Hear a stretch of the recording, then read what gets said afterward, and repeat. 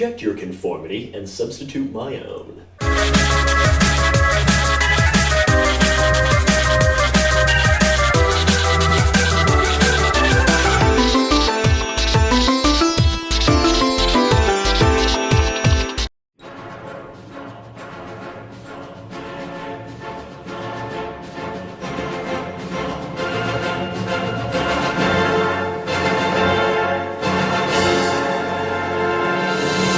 Penultimate bosses. The step before the final boss, these foes can be just as important to a game as the final boss. They set the tone for the game's finale and often give players a chance to see how far they've come in the grand scheme of things. These can easily make or break the final segments of a game, and to help improving this, I feel like talking about 5 penultimate bosses from both ends of the spectrum. There are a few rules I need to lay out though. First, what I define as a penultimate boss is a boss fought before the final boss, but with a break between the two where normal gameplay resumes.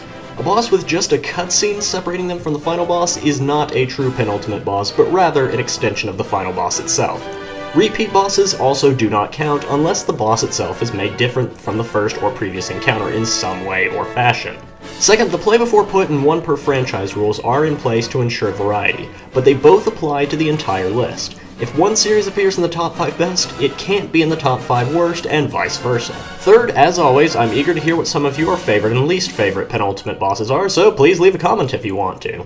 Finally, given the topic at hand, nearly every entry on this list contains major spoilers, so keep this in mind if you're not fond of having near entire plots spoiled.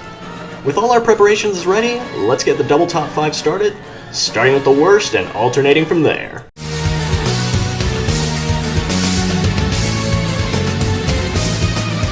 The Golden Sun series, while great on its dungeon design and gameplay, doesn't always have the most challenging boss battles.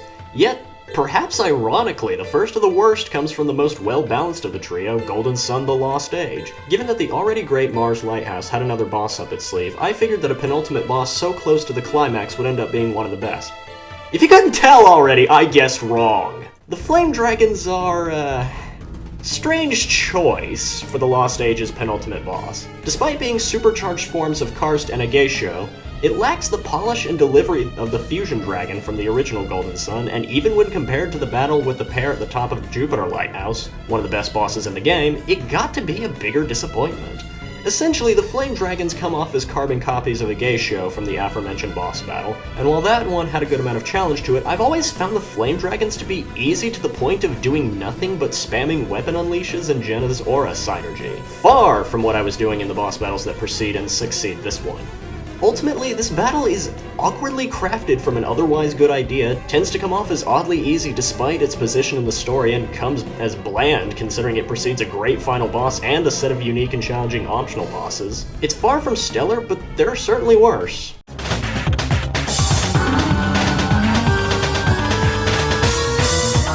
It's common logic in a platforming game that when you see a power-up, you should pick it up, and in doing so, it'll make your experience a little bit easier. In fact, in many ways, this has become almost an instinct to anyone playing a platformer, which makes the first of the creme de la creme all the better. For this, we must take a look at a Toho Dojin soft title by the name of New Super Marissa Land, featuring as the penultimate boss, the true form of the unknown herself, Nue Hoju. After an airship level straight out of Super Mario Bros. 3, Marissa has to don the UFO power-up to face Nue, whose only attack is, of all things, throwing power-ups. Of course, seeing as this battle takes place in midair, your gut instincts will more than likely cause you to fall for Nue's tricks and immediately plummet to your demise. However, there's more to this than Nue just messing around with your instincts. The UFO power-up that you need to keep yourself in the air is also a temporary one, and you have to be ready to go after another wayward UFO in order to stay in flight. The power-up also launches its attacks automatically, so between avoiding the always lucrative power-ups, moving to collect UFOs, and always making sure that you're facing Nue before you fire, you have to do quite a bit in such a relatively short period of time. But therein lies the main quirk I have with this battle. It's probably one of the shortest in the game, and if you're particularly aggressive, Nue can end up being one of the easiest. But the setup is unique, it plays with your mind, and makes the penultimate boss overshadow all of the others in this game.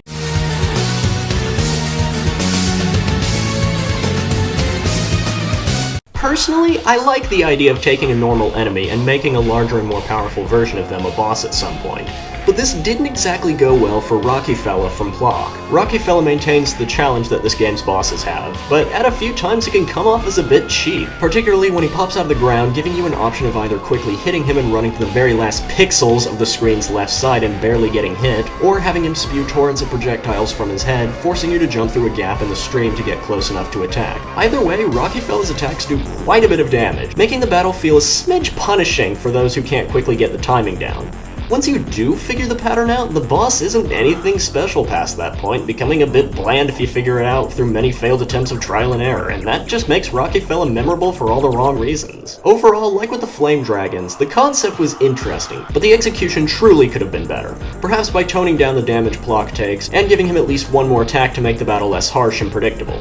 Variance is not a necessity, but when a boss battle is bogged down into literally 2 attacks with very little changing as the fight goes on, its importance becomes truly visible.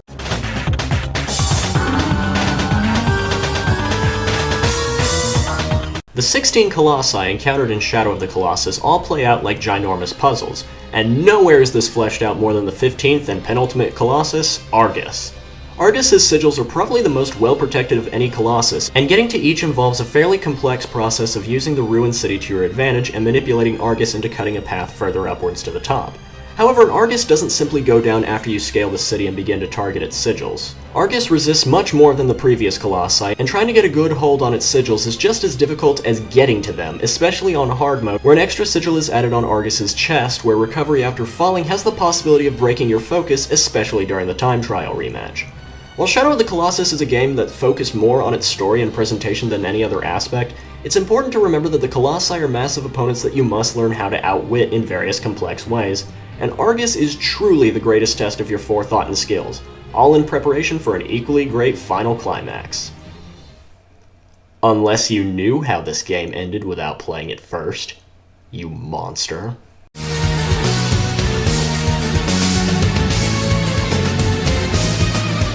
Dynasty Warriors Strike Force is probably the most out there game in the series, and I love it for every bit of its "screw you history, I'm a video game" logic.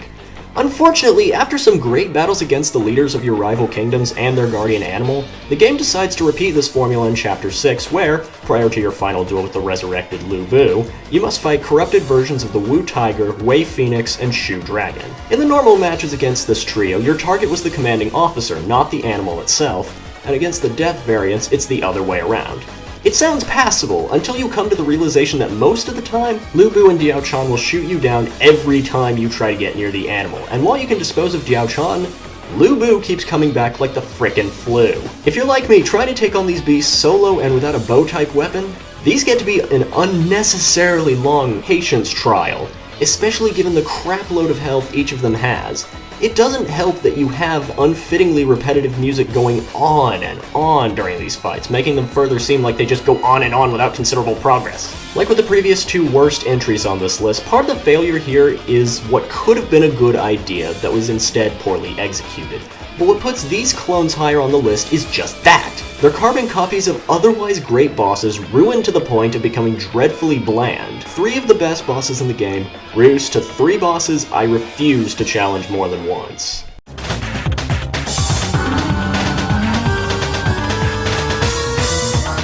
A duel between 2 wolves and 2 mechanical time-manipulating owls. This is how the penultimate duel with Lechku and Nechku plays out, and it does not disappoint. Lechku and Nechku put many of your Celestial Brush skills to the test, reusing attacks from previous bosses, each countered with a different ability, including the recently acquired Blizzard.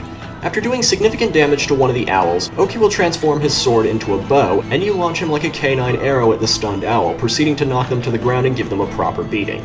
As the battle nears its end, however, the twin aristocratic owls will begin utilizing their control over time, speeding it up or slowing it down in an attempt to get a free hit or 2 on the Sun Goddess. Given that you have to keep track of where both owls are, their individual health bars, and what attacks they're currently using, alongside when one of them is stunned and where Oki is, this fight really puts your brushwork and multitasking skills to the test after a long and tricky dungeon. Lechku and Nechku easily steal the spotlight when it comes to the bosses of Okami, and that's saying something considering that this is the same game that boasts an almost equally great and creative final boss. And while I'd love to go further in detail about their inspiration, I've still got a few rotten seeds left to deal with, beginning with the penultimate of the worst.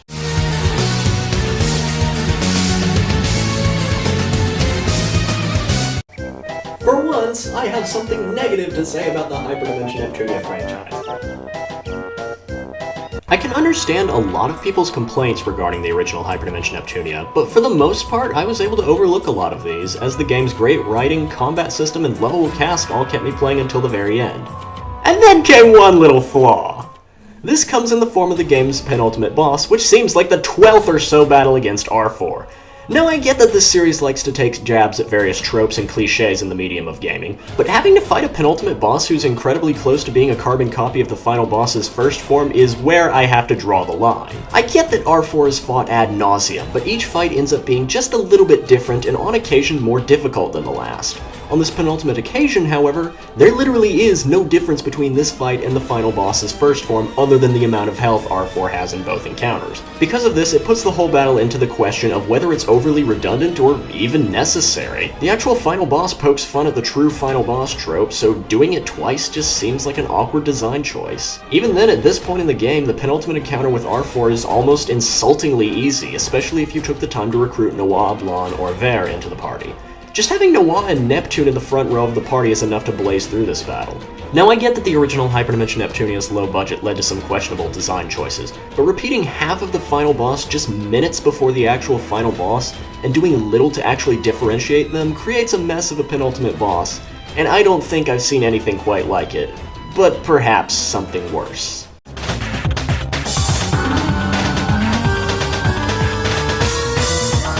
Brave Fencer Musashi is a rare example of a game that doesn't seem to have a really terrible boss. Each of them are fun and challenging, and the Crest Guardians are the prime examples of this. And holy crap does the last of the Crest Guardians play out on a high note. The Guardian of the Sky Crest, the Tower of Death, plays out very differently than the rest of the Crest Guardians. In this battle, you get permanent usage of the Sky Scroll, and you have to use it to fly around the tower looking for the single eye that glows green and smacking it with Lumina. However, the Tower of Death makes this progressively more challenging, as not only do the segments each rotate in opposite directions and speeds, but as the tower starts taking damage, it changes up its method of attack, ranging from simple electrified walls to timed electric fences, absurdly powerful laser beams, and a pulse attack that reverses your controls if it hits. Despite the potential damage this boss has, it gives you a perfect amount of time to get accustomed to the sudden changing controls, but stays at a perfect challenge level throughout the battle, making it all the better. This battle gets more and more hectic as it continues, and the intensity, music, and overall fun of this boss battle blend together beautifully to craft my personal favorite boss in this gem of a game. Thing is, though, despite how much I love this penultimate boss, there's still one more I like greater. But before we get to that, I have some unfinished business with the other half of this list.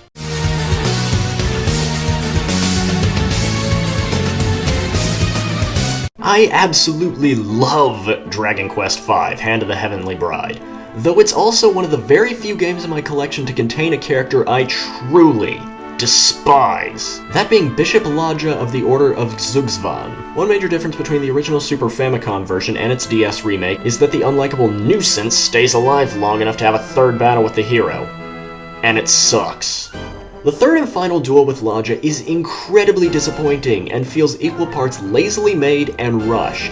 At this point, given everything Lodja's done to poor Madison, you'd expect a satisfying victory from this final confrontation, and by the end of it, you feel cheated. Lodja can attack twice per turn, but his attack variety is so limited and repetitive, it's bland enough to be turned into a business card. All it boils down to is Lodja spamming his fire and ice attacks, and considering the game flat out gives you equipment that lessens elemental damage, all you do in the fight is repeatedly cast multi-heal and smack Lodja around until he decides to stop being a damaged sponge and drop dead. It's not satisfying in any definition, and only makes me loathe this irredeemable scumbag even more. This fight leaves a bad taste in your mouth that only ends up souring an admittedly great final battle with Nimzo, arguably one of the series' best. It's terrible, bland, unsatisfying, and memorable for all the wrong reasons. This fight is a blemish on an otherwise high-quality game, and the fact that it ruins a redeeming final boss shows the lack of quality. The third duel against Lodja may very well be one of the closest penultimate bosses to Murphy's Law. Everything that could have gone wrong did go wrong, and this is why I find it to be the worst penultimate boss I've yet to face.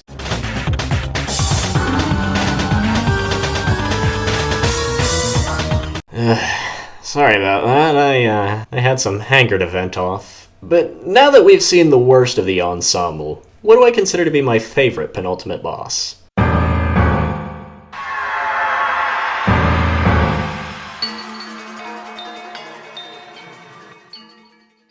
Holy mother of the Triforce is the battle with Zant from Twilight Princess, a force to be reckoned with. Throughout the entire game, Zant has been portrayed as an intimidating force capable of defeating one of the light spirits effortlessly, but once you finally have the Usurper King where you want him, we see him go through a very likely mental breakdown as the battle begins. Unlike most Zelda series bosses, which rely on using the weapon you find in each dungeon against the boss of the same dungeon, Zant's battle has multiple phases, each changing the battlefield to resemble the site of a previous boss or mid-boss.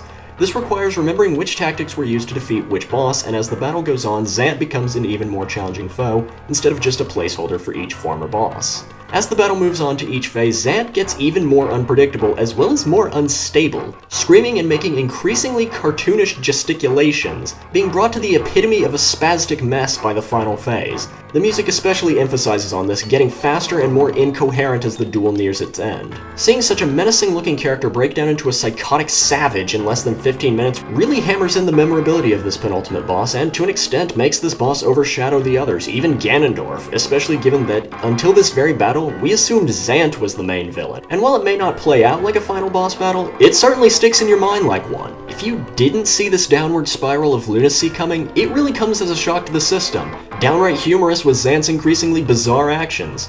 A boss that, while not the hardest, becomes the most memorable, or each of these combined to get a sterling example of a great penultimate boss.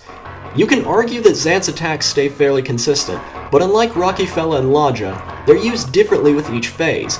You can argue that the battle is one of the easiest in the game, but in the end, isn't it the presentation, entertainment factor, and memorability that make a boss battle good? That's how I feel, and that's why I find this one of the best penultimate boss battles I've experienced thus far. I'm the Kitsune Hawk, and making Zant playable in Hyrule Warriors was a brilliant idea, Nintendo.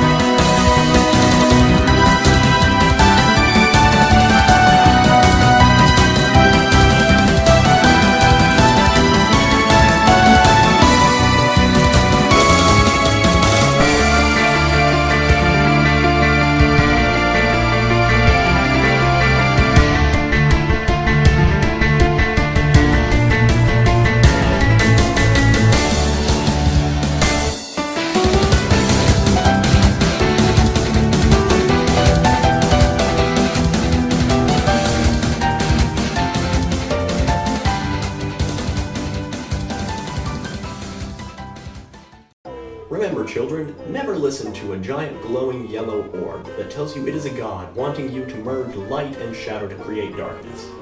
It never really ends well.